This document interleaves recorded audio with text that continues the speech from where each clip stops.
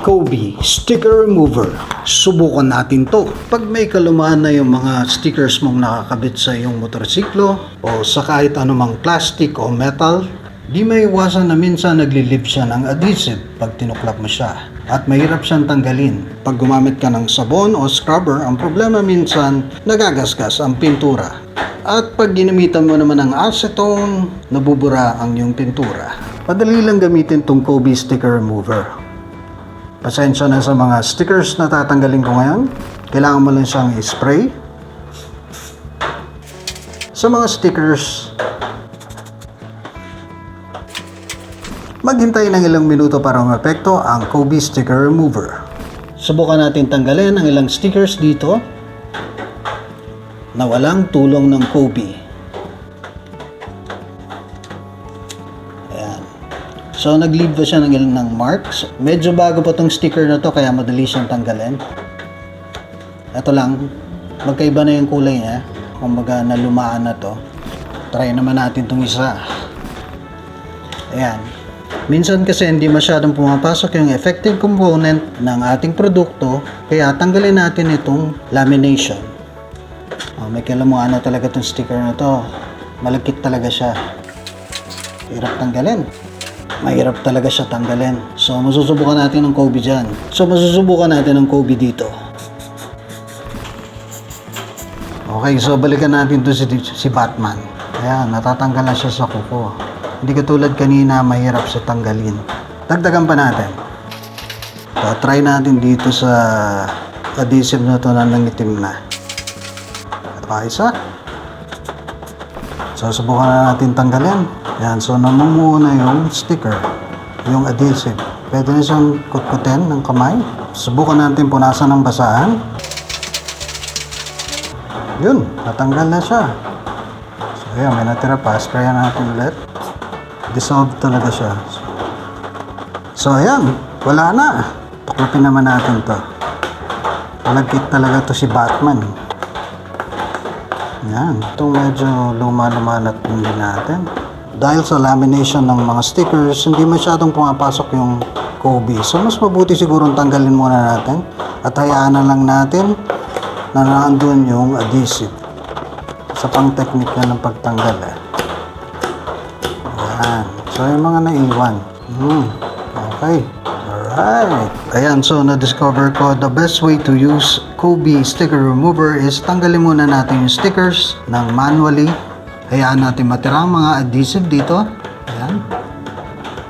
Huwag ka munang mabahala kung may naiwang adhesive dahil pwede naman natin lagyan ulit ng Kobe Sticker Remover. Leave it for a few minutes and then manually tanggalin natin ang stickers. Mas madali mo na siya matatanggal. Kung hindi laminated itong mga stickers na to katulad ng mga ordinary stickers na mas magiging effective ang Kobe dahil nanunuot na siya dun sa adhesive. Ayan, again, meron pang naiwang adhesive. So, ito yung lumang adhesive kanina na nangingitim na. Kumustahin naman natin. Uy, ayun. Easily, natatanggal siya ng kamay. Ayan, pwede mo na siyang tanggalin manually. Ayun, pwede mo na siyang pahiran. Siyempre, kung may natira, spray it on again. Ayan, tanggal agad. Ayan, wala na. Ito naman, isa, try din natin. Yun, malambot na siya. Okay, so natatanggal. Medyo nagsismear pa siya. Spray natin ulit. And let's wipe it off. Okay, so wala na. Ayan, so natanggal na natin yung lamination kanina. Kapansin-pansin na lumambot yung sticker. As compared kanina, mahirap tuklapin. Ayan, medyo naging stretchy na rin siya. Lumambot yung sticker. Kanina hirap akong tuklapin. So yan. Nababad na Although may konting lamination pa rin to, pero nanuot na yung active ingredient ni Kobe sa loob niya. So yung mga konting adhesive na natirang ganyan, sprayan na lang natin ulit siya. Okay, so after mababad si Batman, yan, medyo malambot na yung adhesive niya. Yan, easily remove siya. Afterwards, pwede mo siyang gamitan ng tubig at sabon para ma-wash out din yung active ingredient ni Kobe para hindi maapektuhan yung ibang parte ng motorsiklo mo. OMG, back na pala to. Kailangan ng palitan visor ni Blue.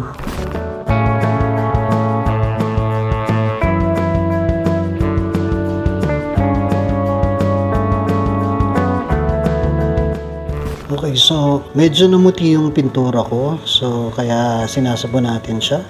Dito naman, so tanggalin na natin na natitira. So ayan, kung may natira man dyan, active ingredient, yung mga solvents, kailangan natin i-wash out yan kasi baka maapektuhan yung ibang mga paint at saka yung ating mga lubricants dito sa motor. Okay. Medyo namuti. Medyo tinamaan yung paint ko. So ito, touch up na lang natin yan. Dito sa part na to, wala na. Ito, back na talaga to. Itong kay Batman, yung talagang yung klase ng sticker na yun talagang matindi. Dito lang talaga kay Batman tinakpan. Tinakpan kasi nung dati may-ari kasi back na pala to. Kinis naman. Ito kasi dumana talaga So, ayan, medyo namuti. Hindi ko alam kung yan anyway, markado ko sa Yamaha. Para itong mga na yan, yung mga drippings na yan, galing yan dun sa solvent. So medyo na-dissolve niya yung ating pintura. Tapos dito, kasi syempre yung visor nating luma, may konting lamination din yan, kaya medyo namuti din. However, dun sa mga smooth parts, itong mga pintura, wala namang masyado. Dito sa metal, I think itong bubbles na to, matagal na yan. So, sa plastic parts, especially itong transparent, kitang-kitang medyo na-dissolve. So, ingat tayo sa mga rubber parts. Itong rubber parts na natin, mga motor, pag natin sprayan. Dito sa plastic fairing, madali lang siyang tanggalin. Tapos hindi siya nagli-leave masyado ng mark. Okay, sa fairing, okay na okay siya. Ang dali matanggal. Ayan, so that's my review kay Kobe Sticker Remover. Effective siyang solvent ng mga adhesives. Pero pag laminated, kailangan tanggalin mo muna yung sticker, hayaan mo matira yung adhesive, and then you have to spray it on. And ingat sa mga laminated parts, ingat sa mga glossy parts ng motor, lalo na sa mga transparent. Ingat din sa mga rubber parts. Sa mga pintura, hindi naman masyado siyang affected, pero matagal siyang nababad. Alright, so that's my review regarding Kobe Sticker Remover.